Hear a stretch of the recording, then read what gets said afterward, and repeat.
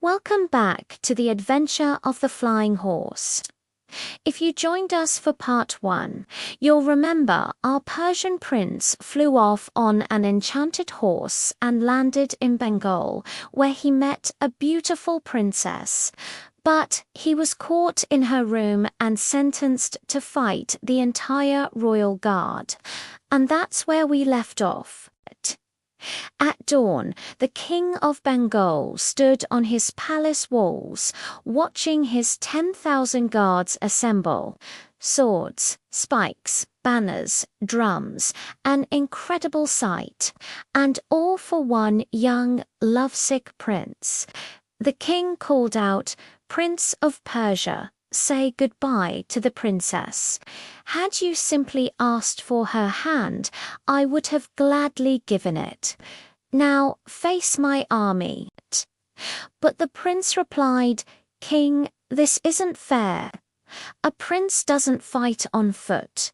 I was practically born in the saddle. Bring me my horse, and I'll face your army." The king agreed. "Where is your horse?"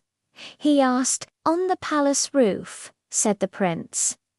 Everyone thought he'd gone mad. But the king, humoring a condemned man, sent his guards to the roof.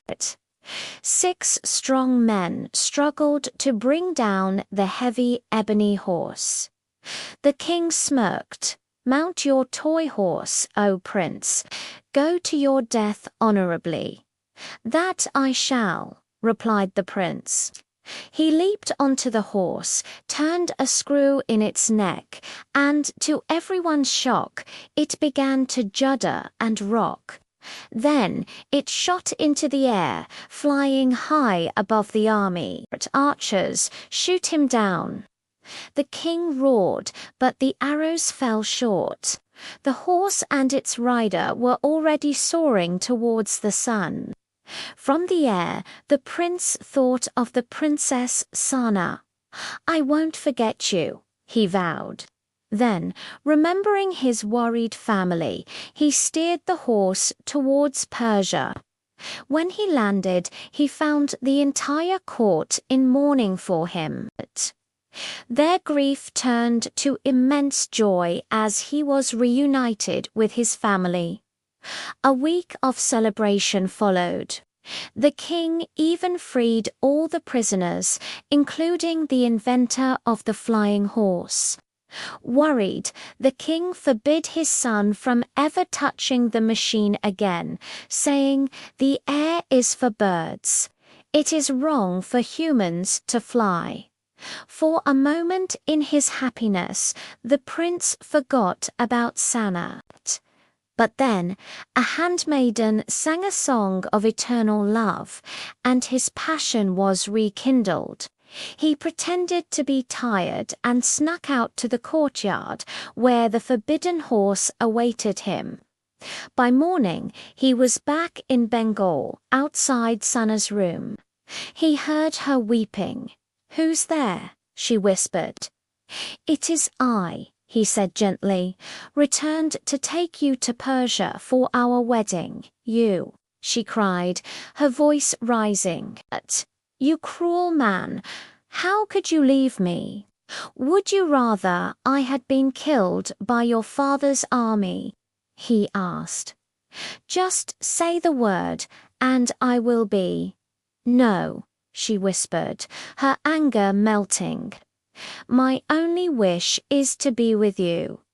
They embraced, and just before dawn, they climbed onto the flying horse and escaped. By midday, they were back in Persia. The king was overjoyed by his son's choice of bride, a princess more elegant than a gazelle. He ordered another feast to celebrate their wedding. But during the preparations, while the prince was away, an old, hideous man approached Sana in the garden.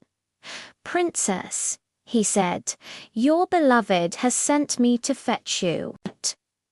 The story seemed plausible, so she climbed onto the flying horse with him. She didn't know this was the inventor, bent on revenge for his imprisonment. As they flew, she grew fearful.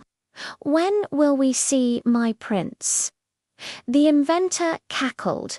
Never. You'll never see that scoundrel again. He rained curses on the prince and his father. The poor princess wept, knowing she was doomed. Don't cry, the inventor sneered. I shall marry you. They landed in Greece, where a local king out hunting found them. Who are you? The king asked. I am a prince of Persia, and this is my bride. The inventor lied. But Sana cried out, No, he's a wicked magician who abducted me. The Greek king believed her instantly. He had the inventor's head cut off and took the princess and the strange horse back to his palace.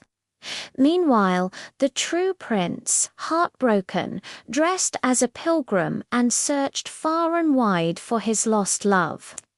After a year of wandering, he overheard merchants talking about a Greek king who had found a beautiful princess, an ugly magician, and a mysterious flying horse. Hope surged in his heart. He learned the king wanted to marry the princess, but she had fallen mysteriously ill and refused to leave her bed. The prince knew it was a ruse. He went to the palace, claiming to be a medicine man. The courtiers scoffed at his ragged clothes, but the desperate king let him see the princess. He knelt by her bed and whispered, My love, it is I, your prince. I have found you. The next morning, he told the king the princess was possessed by demons. The cure, a ritual with powerful, sweet-smelling smoke. The king agreed. They led the princess to the courtyard, where the ebony horse stood like a statue. The prince threw special coals on the fire, and thick smoke filled the air, stinging everyone's eyes. When the smoke finally cleared, the prince, the princess, and the wonderful horse were gone. A day later, they were back in Persia. A week after that, they were married, living happily and righteously until the very end of their days. Thank you for joining us on this incredible journey. If you enjoyed the story, please like, share, and subscribe for more tales from around the world. See you next time.